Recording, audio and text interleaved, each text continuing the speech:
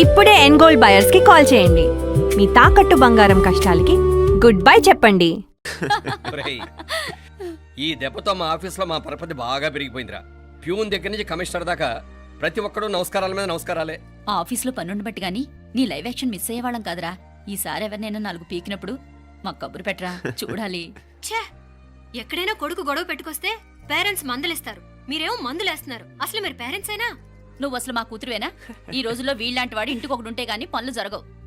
జరగవు అంటే వీణ్ణకు రౌడీలా తయారు చేస్తారా? ఇది ఇంతటితో ఆగదు కదా. ఆ దెబ్బలు తిన్నాడు గమనుంటాడా? రేపు ఇంకొంతమంది రౌడీలు వేసుకొస్తాడు. వేసుకొస్తే వీడు నలుగురు నేసుకుని వెళ్తాడు.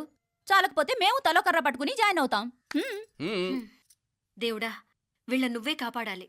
ఏయ్, నీలాగా ప్రతిదీ మేము దేవుడి మీద భారం వేసేయం. మాకు చేతనైంది మేము చేస్తాం. నానా, ఈ బీసీ నాటిదంతా ఉంటే మనం కూడా పురాణ కాలంకి వెళ్ళిపోతాం. అర్జెంటుగా దీనికి శాలిటీ చూసి బయటికి పంపించండి. ఈ ఫాస్ట్ జనరేషన్లో మనం ముందుకు పోదాం. రేయ్, చిన్నాడువైన ఈ తండ్రి బాధ్యతను మా బాగా గుర్చేసావురా. ఎలాగో దీనికి ఫైనల్ ఎగ్జామినేషన్స్ కూడా అయిపోయినాయి కదా, ఓ మంచి సంబంధం చూసి చేసేస్తే సరి. అవునవును. అరే సిగ్గుపడుతుంది. అరే, మీనాక్షి పెళ్లి కూతురాయనే, మా మీనాక్షి పెళ్లి కూతురాయనే. పి పి పి డుమ్ డుమ్ డుమ్ పి పి పి డుమ్ డుమ్ డుమ్ పి పి పి డుమ్ డుమ్ డుమ్. ఆగండి. ఏంటి అంతలా వచ్చావు?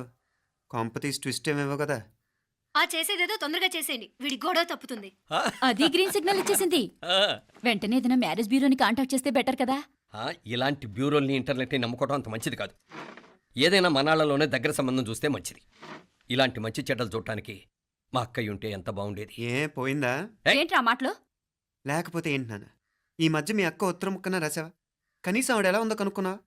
లేదురా, ఆ మధ్యన వాళ్ళ ఊర్లో కరువు వచ్చిందన్నట్టుగా గుర్తు. ఆ ముక్క కనీసం తనైనా రాసింది కాదు. అవును కమలా, అక్కయ్య దగ్గర నుంచి ఆకృతం ఎప్పుడు వచ్చింది? దానిలో కొత్త అడ్రస్ ఉందేమో చూడు.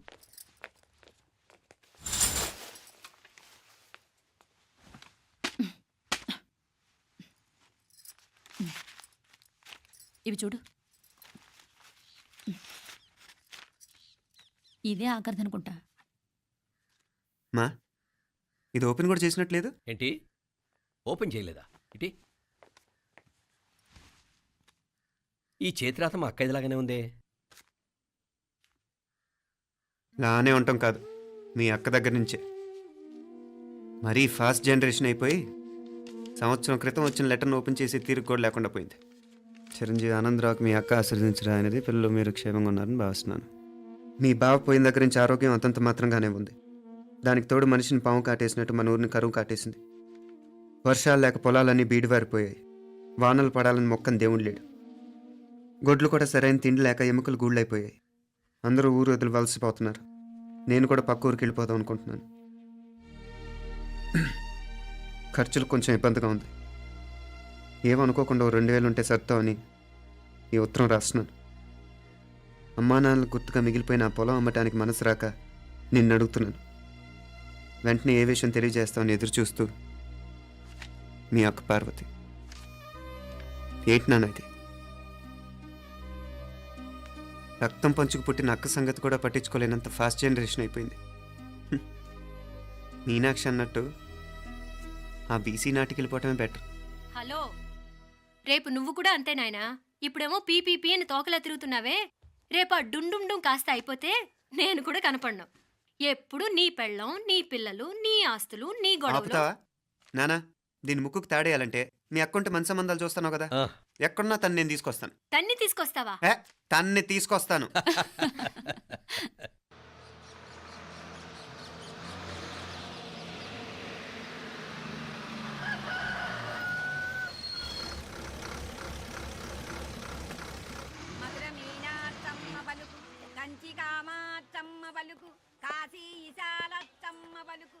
బాబు, ఇక్కడ కావూరి పార్వతమ్మ గారి ఇల్లు ఆ సందులో రామాలయం పక్కనుందండి.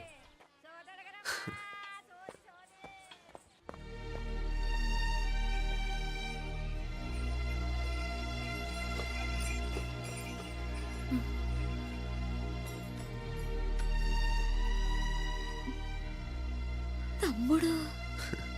నేను ఈ తమ్ముడిని కాదత్తా, నీ తమ్ముడు కొడుకుని. అదేలేరా, నిన్ను చూస్తే మా తమ్ముడు తలొప్పుకొచ్చాడు. ఇక మీదట ఇలా గుర్తొచ్చినప్పుడే తలుచుకోవటం కాదు.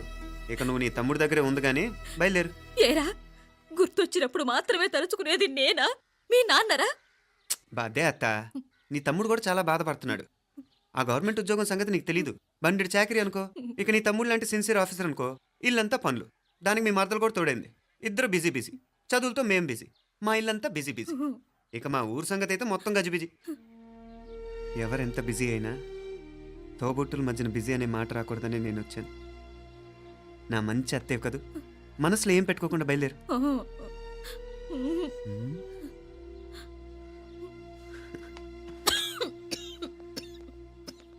ఇంకా ఈ నాటు మందులతో పనేంటత్తా? నీ తమ్ముడు నిన్ను పెద్ద ఆసుపత్రిలో చూపించాలని చూస్తుంటేను. ముందు నువ్వు బయలుదేరు. నేనేమైపోతే మీకేంట్లేరా? మీరా బిజీ బిజీ ఊళ్ళోనే హాయిగా ఉండండి. ఇదేంటి నేను మాట్లాడేస్తున్నాను? నువ్వు మాట్లాడకపోతే ఎలా అత్తా? ఆడపిల్లకి అమ్మ మీద ఆశ, మగపిల్లాడికి అత్త మీద ఆశ. నేనేం నీకోసం ఆడపిల్లని కనలేదుగా. కనేసున్నా పోయేది. దాన్ని నేనే పెళ్ళాడేసి నీకు తోడుగా ఇక్కడే ఉండిపోయేవాడిని. అప్పుడు అని అనుకుంటే నేను ఆడేవాడిని. చెప్తున్నాను కదత్తా, మీ అక్క తమ్ముళ్ళ మధ్యన ఉంది చాలా చిన్న గీత. మన ఇంట్లో పెద్ద దిక్కు నువ్వే కదా. నీ తమ్ముడే మీనాక్షికి దగ్గర సంబంధం చూస్తే బాగుంటుంది అంటున్నాడు. ఆ మంచి చెడ్డ చూడాలంటే మాకు నువ్వు తప్ప ఇంకెవరున్నారు చెప్పు? మీనాక్షికి సంబంధాలు చూస్తున్నారా? ఇంకా చూడలేదత్తా. నీ తమ్ముడు నీకే అపనప్ప చెప్పాలనుకుంటున్నాడు. అట్టయితే ఆ బూరుగు పిల్లల సంబంధం మాట్లాడేస్తే సరి. ఏ బూరు పల్లెలు? అదేరా, కుర్రాడు కూడా బాగా చదువుకున్నాళ్లే. ఇంద్రవల్లిలో ఉంటారు. అయితే మనం హైదరాబాదు. ఆ నా తమ్ముడి కూతురు పెళ్లి నేను కాక మరెవర్రా చేసేది? నేను బండి కట్టించుకుని రానా? కొంచెం ఆగరా, ఏదైనా తిని వెళదు. తర్వాత తింటానత్తా. నువ్వు ముందు రెడీ అవ్వు. రెడీ అవ్వు.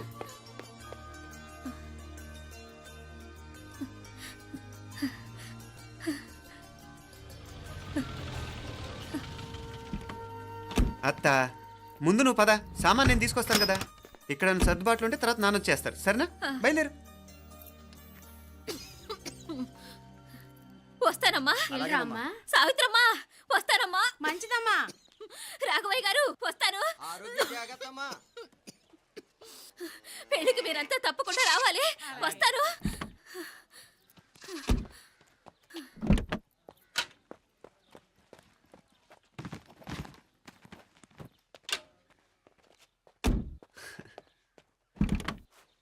జరుగత్తా, జరుగు.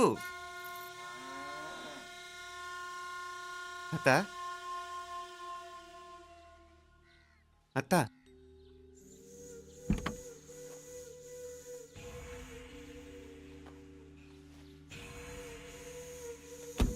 ఏమైంది పార్వతమ్మా? పార్వతమ్మా, పార్వతమ్మా! అయ్యో, ఎంత ఘోరం జరిగిపోయింది. ఉన్నట్టుండి పడిపోయింది. రాములు, ఏమైందమ్మా? వీరయ్య! అరే కొండయ్య, పార్వతం చచ్చిపోయిందిరా. అయ్యో, ఎంత పని జరిగింది? ఇన్ని రోజులు తమ్ముడు తమ్ముడు అని కలవరించింది. ఆ తమ్ముడు రమ్మని పిలిచినప్పుడే ఆ దేవుడు కూడా పిలుపునిచ్చాడు. పాపం.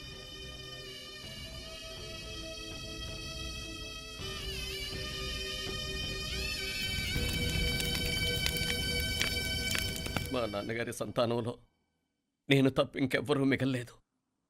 అయిన వాళ్ళందరూ వెళ్ళిపోవటంతో మీరందరూ ఉన్నా కూడా నాకంటూ ఎవ్వరూ లేరనిపిస్తోంది. మీ అక్కయ్య కళ్ళల్లో కూడా ఇదే చూశాను నాన్న. కాకపోతే తను పోయాక నువ్వు ఎవరు లేరని ఫీల్ అవుతున్నావు. మన అందరం ఉండి కూడా తన ఒంటరి తను అనుభవించింది. పోయేటప్పుడు కన్నీళ్లు కార్చడానికి నానే వాళ్ళు ఎవరు లేకపోవటం చాలా దురదృష్టం నాన్న.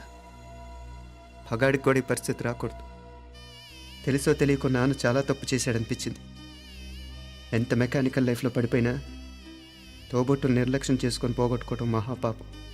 కళ్ళు తెరుచుకొని చూస్తున్నట్టుగానే పోయిన అత్తయ్య చివరి చూపు ఈ విషయాన్ని శాశ్వతంగా నా గుర్తుండిపోయేలా చేసింది.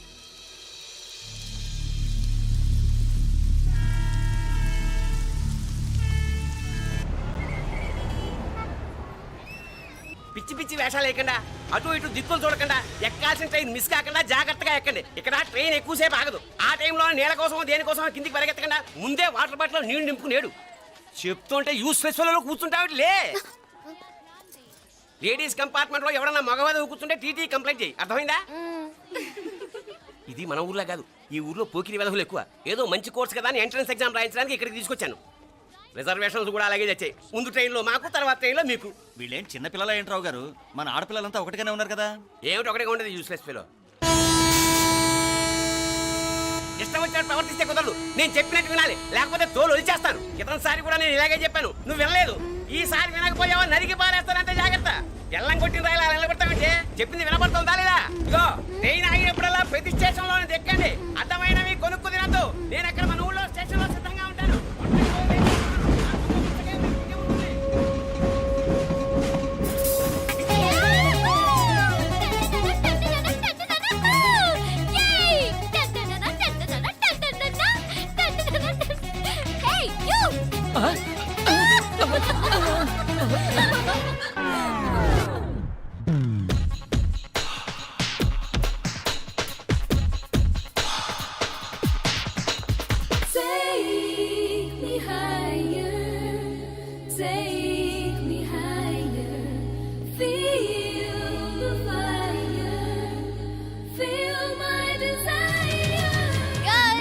ఈ 3 గంటలు మనల్ని ఆపే వాళ్ళు ఎవ్వరు లేరు.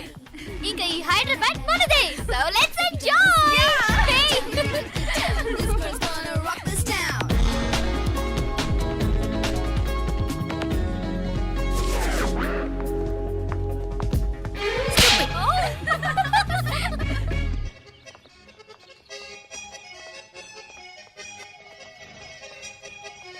హలో, ఈ యాపిల్ ఎంత? 10 రూపాయలమ్మా. ఇదెంత? ఇదిగో ఈ చిన్నది ఎంత? ఆ యాపిల్ కూడా అంతేనా? ఏదైనా ఒకటే రేటమ్మా.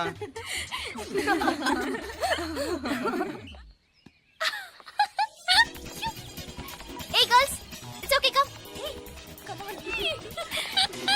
Yay!